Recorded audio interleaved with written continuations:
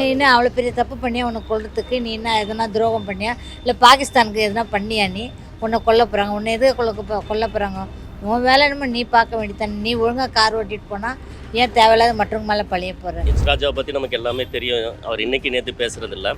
அவர் எப்போ பேசினாலும் வேண்டா விதமாக தான் பேசக்கூடியவர். மிகப்பெரிய ஒரு பொய்யை திணிச்ச நேரத்தில் அதை உடனடியாக அந்த கேமராவை சிசிடிவி கேமரா கண்டுபிடிச்சி நானுன்னு சொல்லி அதை வெளிப்படுத்திய காவல்துறைக்கு நாங்கள் முதல்ல நன்றி கடன் பட்டுருக்கோம். ஏதாவது ஒரு காரணம் சொல்கிறது ஏன்னா இப்படி பண்ணால் அப்படி பண்ணால் பேப்பர் கேட்க வேண்டிய பப்ளிசிட்டி வருது. இது உண்மையாக இல்லை, உண்மைக்கு புறமானது.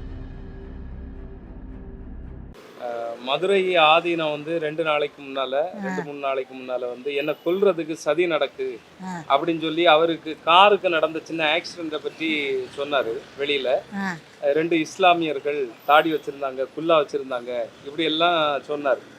2 நாளைக்கு பிறகு போலீஸ் வெளியிட்ட சிசிடிவி கேமராவில் இவங்க பேர்ல தான் தவறு இருக்கு, அந்த கார் மேல எந்த தவறும் இல்லை அப்படின்னு சொல்லி தெரியுது. அந்த டிரைவர் பேரில் தமிழ்நாடு போலீஸ் கேஸ் போட்டிருக்கு. இதை சுட்டி காட்டி ஹெச் ராஜா அவர்கள் மதுரை ஆதீனத்தை போலீஸ் நெருக்கடி கொடுக்குது, இது சரியில்லை அப்படின்னு சொல்லியிருக்காங்க. அவங்க டிரைவர் மேலே தான் தப்பு, யாருமே ஒன்றுமே பண்ணல. யாருமே அவங்க சாதாரணமாக வந்தாங்க, இவர் இடித்து விட்டுட்டு போயிட்டு அவங்க மேலே எதுக்கு தேவையில்லாத பழி போடணும், தேவையில்லாத அவங்க பேரை ஏன் கெடுக்கணும். இவங்க பண்ண தப்புக்கு அவங்களுக்கு அதுக்கும் சம்மந்தமே கிடையாது. அதனால் இவர் தேவையில்லாத அவங்க மேலே பழிய போடுறாரு. அது டிரைவர் மேலே கேஸ் போட்டது கரெக்டு, அது கரெக்டுன்னு நான் நினைக்கிறேன். இல்லை, இப்போ மதுரை ஆதீனம் என்ன கொல்றதுக்கு பாகிஸ்தான் சதி பண்ணுது, வந்தவங்க 2 பேரும் இஸ்லாமியர்கள், அப்போ நீங்க சொல்றதுக்கான நோக்கம் என்ன அவ்வளோ பெரிய தப்பு பண்ணியா உன்னை கொல்றதுக்கு நீ என்ன எதனா துரோகம் பண்ணியா இல்லை பாகிஸ்தானுக்கு எதனா பண்ணியா நீ உன்னை கொல்ல போகிறாங்க உன்னை எது கொல்ல போகிறாங்க உன் வேலை என்னமோ நீ பார்க்க வேண்டியதானே நீ ஒழுங்காக கார் ஓட்டிகிட்டு போனால் ஏன் தேவையில்லாத மற்றவங்க மேலே பழிய போகிற. நீ ஏதோ உள்நோக்கம் வச்சுக்கிட்டு நீ அவங்கள பழி வாங்கி பேசுகிற, அவ்வளோதான். ஒரு மத கலவரத்தை உருவாக்குறதுக்கான விஷயங்களை செய்கிறாருன்னு நீங்கள் பார்க்குறீங்களா? ஆமாம், கண்டிப்பாக. அதாவது ஏதாச்சும் பிரச்சனை பண்ணணுன்றதுக்காக தான் அவர் அது மாதிரி பேசுகிறாரு. காவல்துறை ஆதீனத்தை மிரட்டலை. இது யதார்த்த அது வேண்டுமென்று எச் ராஜாவை பற்றி நமக்கு எல்லாமே தெரியும். அவர் இன்னைக்கு நேற்று பேசுறதில்ல. அவர் எப்போ பேசினாலும் வேண்டா விதமாக தான் பேசக்கூடியவர். அதாவது சிறுபான்மைக்கு மக்களுக்கு எதிராக கருத்துக்களை சொல்லக்கூடியவர். இது நமக்கு தெரிஞ்ச விஷயந்தான். அதனால் எதற்காக மதுரை அவங்கள போய் காவல்துறை மிரட்டணும்னு என்ன இருக்குது? இதெல்லாம் தமிழக அரசுக்கும் அவருக்கும் என்ன பிரச்சனை? ஏதாச்சும் ஒரு முன்கூட்டி ஒரு பகை இருக்கணும், இது இருக்கும், அதனால் மிரட்டலாம் அப்படிங்க எந்த ஒரு பிரச்சனையுமே இருக்காத நிலையில் இது எச் ராஜா பற்றி நமக்கு தான் தெரிஞ்ச விஷயம் தானே. அவர் எப்போவுமே சரி, எப்போ பேசினாலும் கூட ஏதாவது வேண்டா விதமாக பேசக்கூடியவர் தான் எச் ராஜா. அதனால் இதில் கருத்து சொல்கிறதுன்றது ஒன்று தேவையில்லாத விஷயம் நான் நினைக்கிறேன். இல்லை, இப்போ மதுரை ஆதீனத்தை பொறுத்த அளவில் அந்த 2 நாளுக்கு முன்னால் நடந்த இன்சிடென்ட் உங்களுக்கு தெரியும். ஆமாம். அப்போ வேணுமுன்னே ஒரு மத பிரச்சனையை உருவாக்குற மாதிரி அவர் சொல்லியிருக்கிறாரு. இதனுடைய பின்னணியில் ஏதாவது இருக்கும்னு நீங்கள் நினைக்கிறீங்க? அதாவது இதுக்கு முன்னாடி இருந்த மதுரை ஆதீனம் எப்படிப்பட்டவங்கிறது தமிழக மக்களுக்கு தெரியும். எல்லாருமே இதுக்கு முன்னாடி இருந்தவங்க எல்லாமே தமிழக மக்களை அனுசரித்து மத நல்லிணக்கோடு நடந்தக்கூடியவங்க தான். எத்தனையோ ஆதீனம் மீளாதி விழா மாநாடுக்கெல்லாம் பேசியிருக்கிறாங்க. அப்படி இருக்கும்போது இவர் மட்டும் ஏன் இப்படி இருந்திருக்கிறார், இப்படி பேசுகிறாங்கிறது நமக்கு புரியல. இவருக்கு பின்னாடி யார் இருக்கிறாங்க, இவரை யார் ஏற்கிறாங்க, பிஜேபி ஏற்கிறதா வேறு யார் ஏற்கிறாங்கங்கிறத நம்ம இனிமே தான். இப்போ முதல்ல இந்த விஷயத்தில் தமிழக காவல்துறைக்கு நம்ம தமிழக மக்கள் சார்பாக முதல்ல நன்றி தெரிவிச்சுக்கிறேன். ஏன் காரணம் என்னன்னு சொன்னால், ஒரு மிகப்பெரிய ஒரு பொய்யை திணிச்ச நேரத்தில் அதை உடனடியாக அந்த கேமராவை சிசிடிவி கேமரா கண்டுபிடிச்சி இது அப்படி புறநானு சொல்லி அதை வெளிப்படுத்திய காவல்துறைக்கு நாங்கள் முதல்ல நன்றி கடன் பட்டுருக்கோம். மிக்க நன்றியை தெரிவித்துக் கொள்கிறோம். ஆனால் இதுக்கு பின்னாடி யார் இருக்கிறாங்க, அவருக்கு பின்னாடி ஏன் இப்படி பேசுனாருங்கிறத நம்ம பொறுத்திருந்து தான் பார்க்கணும்.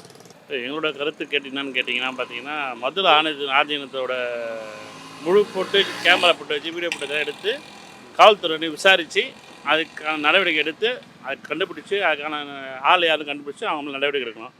இது காவல்துறை தான் இதில் முழுசாக ஈடுபட்டு யாருன்னு விசாரித்து அவங்க மேலே நடவடிக்கை எடுக்கணும். அது உண்மையாக பொய்யான்ட்டு காவல்துறை தான் விசாரிக்கணும். யார் பேரில் தவறுன்னு காவல்துறை விசாரிக்கணும். அது நம்ம சொல்ல முடியாது பதில். காவல்துறை தான் கரெக்டாக ஸ்டெப் எடுத்து நடவடிக்கை எடுத்து அது உண்மையாக யார் பண்ணாங்க இல்லை பொய்யா சொல்கிறாங்களா இல்லை உண்மையாக அவர் வந்து தாக்குதலுக்கு உண்டாக்கலான்ற விஷயத்தை வந்து காவல்துறை தான் கண்டுபிடிச்சி நடவடிக்கை எடுக்கணும். மதுரை ஆதீனம் அரசுக்கு எதிராக வந்து ஒரு ஒரு ஸ்டேட்மெண்ட் சொல்கிறாரு. ஏன்னா வந்து அதை என்கொயரி பண்ணி அவர் அவங்க மேலே தான் தப்புன்ற மாதிரி, அவங்க டிரைவர் மேலே தப்புன்ற ஒரு இது பண்ணி அவர் மேலே எஃப்ஐஆரே பதிவு பண்ணியிருக்காங்க. இது வந்து அவர் முழுக்க அரசுக்கு எதிராக வந்து அவர் பதில் சொல்கிறார். ஏன்னா அவங்களுக்கு வந்து ஆப்போசிட் பார்ட்டி ப்ளஸ் அடுத்தது எலெக்ஷன் வரப்போகுது. எப்படி இவங்களோட ஸ்டேட்டை இது கம்மி பண்ண முடியுமோ, அரசுக்கு வாக்கை கம்மி பண்ண முடியுமோ அதுக்கான இதை சொல்கிறாங்க அவங்க. யாராவது இடிச்சிருப்பாங்க, இல்லைன்னா ஏதாவது அந்த அச்சுறுத்தலில் ஏதாவது சொல்லலாம். ஆனால் 2 பேரும் வந்து தாடி வச்சுருந்தாங்க, குல்லா வச்சுருந்தாங்க, இப்படி சொல்கிறது எல்லாம் நீங்கள் இல்லை சார், அது ஃபர்தர் இன்வெஸ்டிகேஷனை தான் சார் சொல்லுவோம். ஏன்னா இவங்க வந்து சொல்கிறது வந்து நம்ம ஏற்றுக்க முடியாது.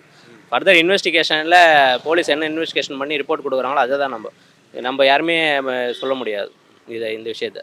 இல்லை, இது வந்து ஆக்சுவலாக அந்த இன்சிடெண்ட் நடந்ததை வந்து அவங்க தரப்புல இருந்து சொல்கிறது என்னென்னா, என்னை வந்து தாக்குறாங்க, என்னை தாக்க முற்படுறாங்க அப்படிங்கிற ஒரு நோக்கில். இப்போ என்னை வந்து யாரோ வந்து அடையாளம் தெரியாத நபர் வந்து ஒரு வாகனத்தில் என்னை இடித்து ஏதாவது பண்ணார் அப்படின்னா நான் ஃபஸ்ட்டு அப்படி தான் கம்ப்ளைண்ட் கொடுப்பேன்.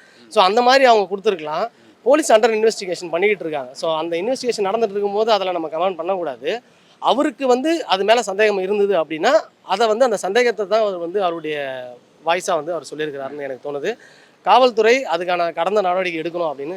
இல்லை, இன்னும் அதில் இதுக்கு சம்மந்தம் இல்லாதது தான். ஏற்கனவே வந்து அவர் ஆதீனமும் அவருடைய டிரைவரும் சொல்லியிருக்காங்க.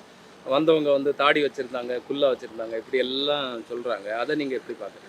இல்லை, பண்ணவங்க யாருன்றது அங்கே பார்த்தவங்க சொல்லும் போது அதை தான் நம்ம கேட்க முடியுமே தவிர அவங்க யார் என்னன்றதை வச்சு நம்ம யாரையும் வந்து டார்கெட் பண்ணக்கூடாது என்னை பொறுத்தளவில். ஏன்னா எல்லா இடத்துலையுமே நான் வந்து என்ன சொல்லுவேன்னா, எல்லா மதத்துலேயும் நல்லவங்களும் இருப்பாங்க, கெட்டவங்களும் இருப்பாங்க. ஸோ அது செய்கிறத வச்சு அவங்க மதத்தை நம்ம குறிக்கிறதுங்கிறது தப்பான அணுகுமுறை என்னை பொறுத்தளவில். அப்படி அவங்க செஞ்சது இவங்க தான் அப்படின்னா அது கண்டிக்கத்தக்கது. அதாவது போலீஸ் ஒரு பொதுவானது. அது காவியாக இருந்தாலும் கருப்பாக இருந்தாலும் சிவப்பாலும் கண்டிக்க வேண்டிய ஒரு கடமை.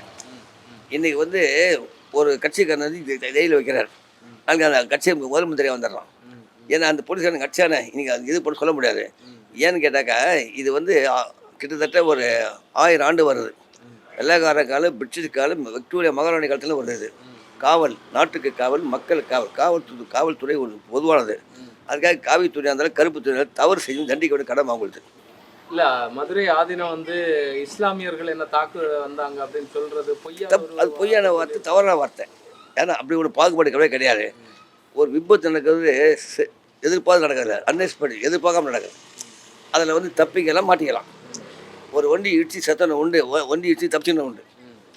அதாவது அது வந்து இயற்கையாக நடக்கக்கூடியது, அன்எக்ஸ்பெக்ட், எதிர்பாராமல் நடக்குது. அது வாண்டம் செய்ய அது வேறு விஷயம்.